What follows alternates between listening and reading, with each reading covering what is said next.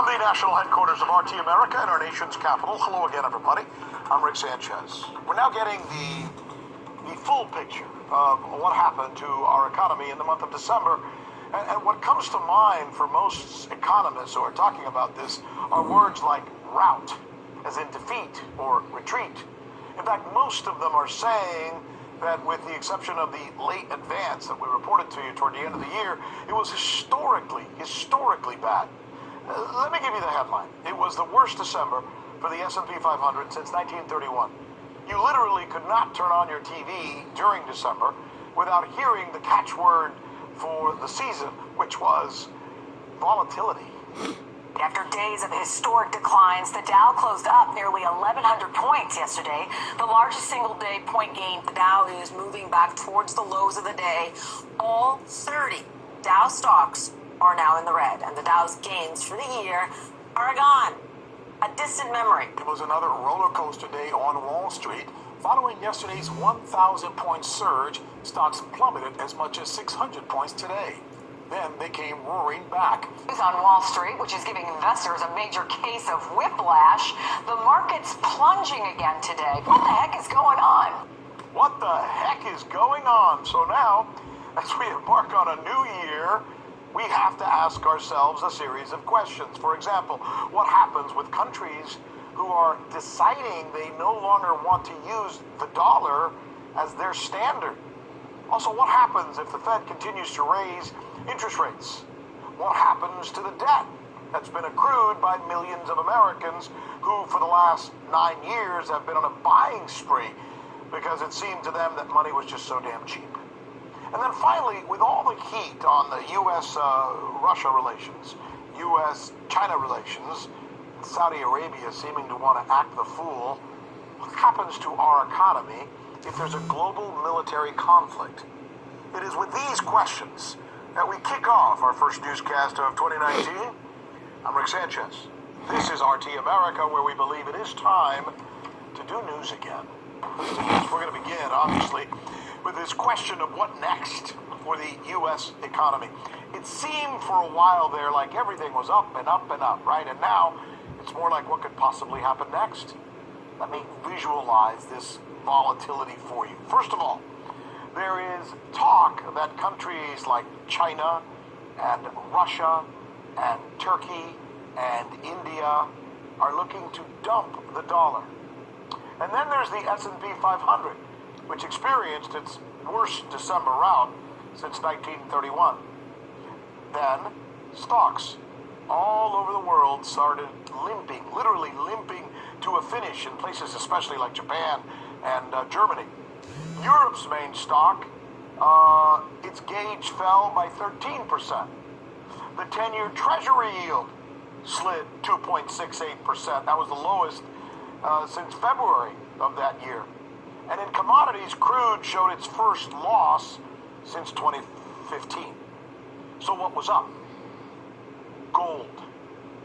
Gold finished the year on a 6-month high, which is usually, as most of you know, a sure sign that investors don't trust the market conditions, so they do gold as a hedge.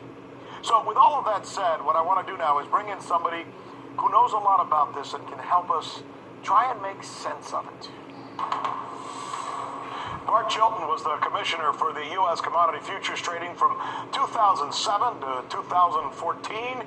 He's also the host of Boom Bust here on RT America, and he joins us now to try and make sense of this volatility. Bart, I'm so glad you're here. Let me start with this. What happened? What happened last year? Well, there was a huge rout, as you say, Rick, and 2017 was really a sugar high based upon the bet that we were going to get tax reform, which they did at the very end of 2017. So there was a lot of sort of sugar high that was going through 2018, the beginning, and then things sort of went to crap in a hurry and ended up all over the world, as you say. I mean, not just the U.S. If you talk about China, 31% down in markets. That's in Shanghai and Shenzhen, the big ones. Hong Kong, the Hang Seng over there. Australia, South Africa, India, France, Germany, London, Colombia, Toronto. globally all over. One of the only few places it was good was actually Brazil. Other than that, not many markets did well last year. The U.S. really took it on the chin. Was it all about trepidation? Was it about Trump's bravado? Was it about fears of this trade war? Was it about Saudi Arabia? What was it? All of the above and more, including the increase in interest rates by the U.S. Federal Reserve. The economy was sort of moving forward with a lot of the economic indicators. Growth was good. And so the Fed started raising interest rates by 1/4 point at a time. They did so 3 times, and that slowed down growth. They had to do that, right? I mean, at some point it has to go up. You have to do it. You can't have, I mean, the president says he wants interest rates low, but he comes from a real estate developer. I mean, anybody that looks at the economy knows that you can't just have like 0% interest rates forever.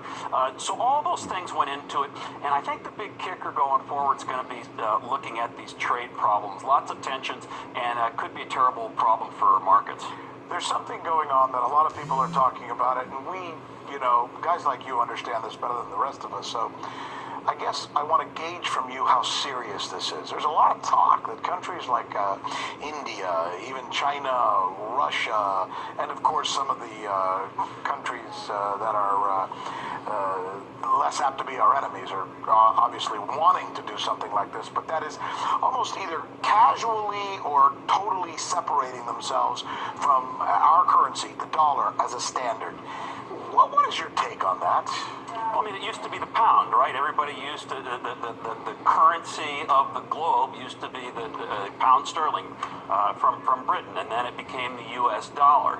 And when there's anxiety and frustration with a certain nation, and there's been a lot with the U.S. in the last couple of years, people are saying, screw the U.S., we want to delink. And some of them will decide to do their own business in a denomination of their choosing, not the U.S. dollar, between themselves. Yeah. But for the short term, actually for the longer term, I think, the U.S. dollar is going to be the benchmark. It's going to be the standards. International agreements are going to be written with the dollar in mind. So I think it's more a sort of a release of pent-up frustration against a more isolationist U.S. is what I think. So in other words, Donald Trump goes around saying America first, and they're saying, oh yeah, America first, fine. Not so fast. Not so fast. Here's how we're going to fight back against you. We're going to devalue the dollar. Yeah. So it's bluster, you think? I think it's mainly bluster. They're not going to do it. They're not going to do it. They may do it between themselves. So you might have Russia and China do it together back and forth, but you're not going to have the whole world. You're not going to have India and everybody separate from using the dollar. Now, will it be like that in 30 years? Maybe not, but for the near future, yeah. Let me ask you a final question. Everybody seems to be talking about this recession thing. There's a recession coming end of 2019, that's this year, or beginning of 2020. It's got a lot of people spooked, and I'm hearing in the market, I'm hearing a lot of my friends talk about them holding back on some things. What's your forecast? It's we early in the year. Yeah, one trading day does not make the whole year. Of course. But we watch these things on a daily basis. So, tomorrow we'll be watching manufacturing numbers. On Friday we'll be watching Jay Powell, the Fed chair, to see what he says. We'll be watching the jobs reports on Friday. And then going forward next week, the beginning of these negotiations with China will begin. The week after that, the Q4 earnings reports will come out. So that's the short term. The longer term, I think these trade tensions are going to be a big deal. I mean, whether or not we're going to have a procrastinated trade war, that's a huge deal and a huge blow to our economy. And I think the real numbers that matter, if people just tune in and look about finance once in a while, look to April. We get the first quarter earnings reports. See how companies are doing then, once this trade war has been in full-fledged manner for a long time. Commissioner Bart Chilton, what a pleasure, what a delight. You're the Great to be perfect with you. guest. Hey YouTube, thanks for checking out our channel. We hope you enjoyed the video.